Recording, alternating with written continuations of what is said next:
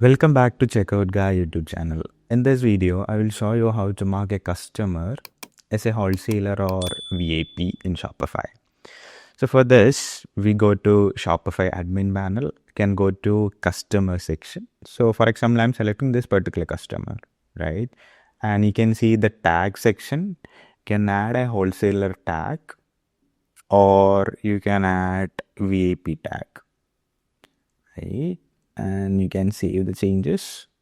Now you mark the customer as wholesaler or VIP tag, right?